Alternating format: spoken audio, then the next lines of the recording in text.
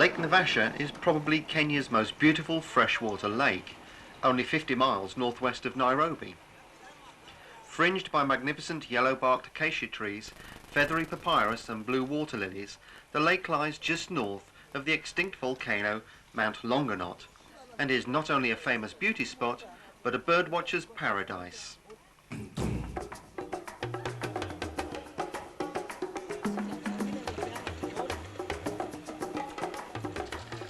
Constantly flowing and ebbing, but currently covering about 110 square kilometres, its name is a corruption of the local word Naivasha, which means the lake.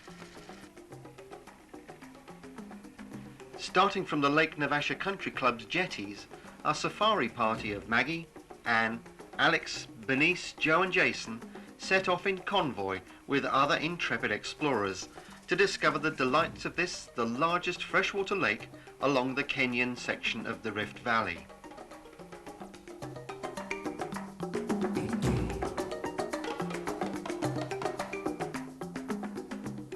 There are over 450 species in the immediate area, including the highland escarpments, which surround the lake to the south and west. From October to March, the resident bird population is generously supplemented by Palearctic migrants.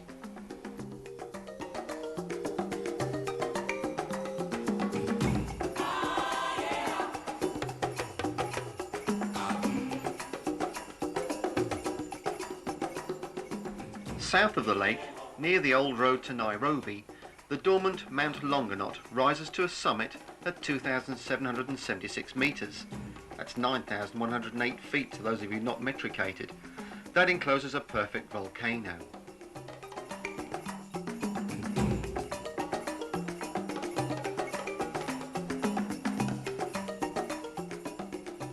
It is odd that creatures so much a part of the African scene as hippos should be so inadequately adapted to their environment. They are only in the water to stop getting too sunburned. Their skin is just not able to cope with the strong ultraviolet rays constantly bombarding the land. Also, they are not strictly swimming, or a sort of stroll on the lake bed. They come out of the water at dusk, when the sun's heat diminishes, to forage, for like most of the large animals of Africa, the hippo is a vegetarian. All visitors are warned not to walk down by the lake's banks at this time. For the hippo, well, it can be a bit cantankerous.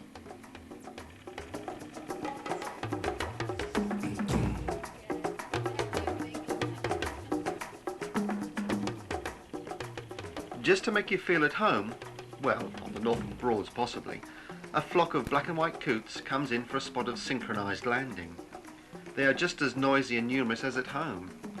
It's hard to believe that these delightful creatures can really have flown the 4,000 plus miles just to be here for us to photograph them.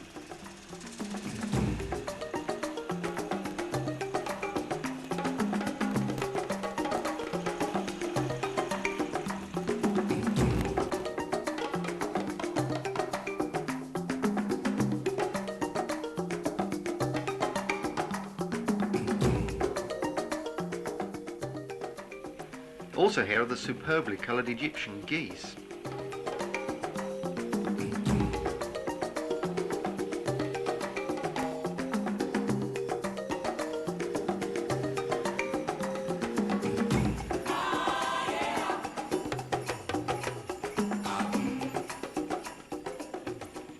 But to prove that we are definitely not on the Norfolk Broads, the magnificent iridescent colours of a kingfisher stand out above all else. All the creatures are totally unconcerned at our approach and close proximity, which shows that the conservation programs practiced here are clearly working. It's good for them and us. The highest of the Rift Valley lakes, Naivasha, lies at about 1,880 metres. That's 6,267 feet. The lake level varies quite considerably. In 1926, it was reported 6 metres higher. Eons ago, it was a great deal higher than that, and its waters gush through Njorowa Gorge, now high above the lake, and the dramatic entrance to Hell's Gate National Park. Lakes are not normally fresh, unless water can escape, but there is now no visible outlet to the lake. The supposition is that there are underground seepages maintaining the movement of fresh water, brought into the lake by the Gilgi and Maliwa rivers in the north. On the water, pelicans and cormorants are numerically superior, but pride of place must go to the African fish eagle, whose haunting call remains as significant to lake visitors as does the roar of a lion in the parks.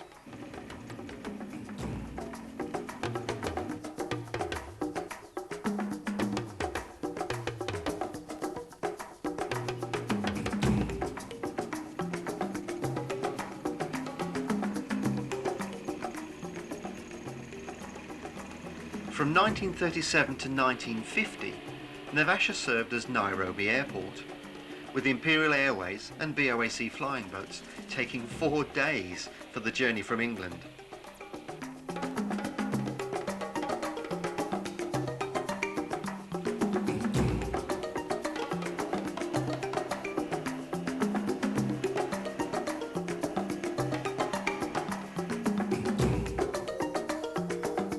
Crescent Island, near the Lake Naivasha Hotel, was formed by the partially submerged rim of a volcanic crater.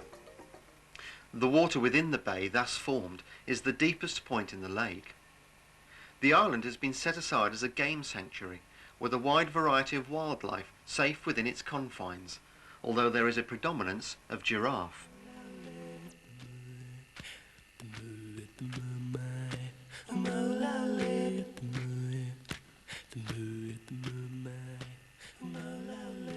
As this is an island, strict conservation rules must apply to enable a balanced and varied regime of wildlife to survive.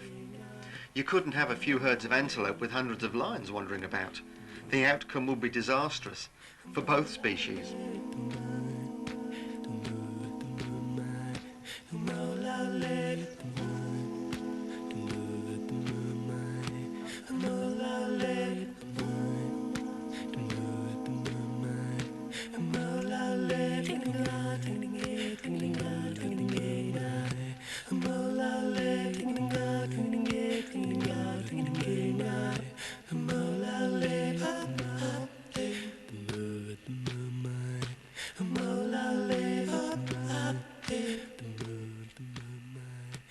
Because the only humans they have ever known have been the game wardens, all the giraffe feel perfectly safe around us.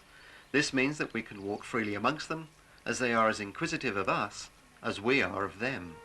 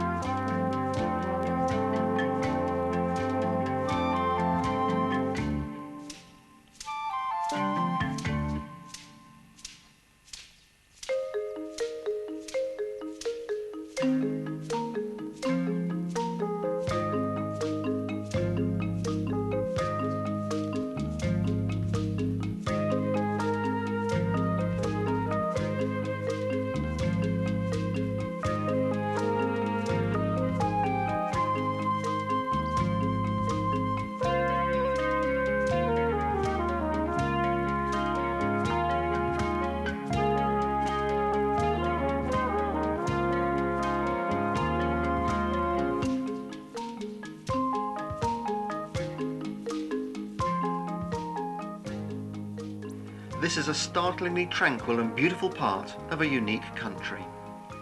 Whilst there is still terrible poverty in the rural areas of Kenya, the people are beginning to realise the value of their indigenous stock.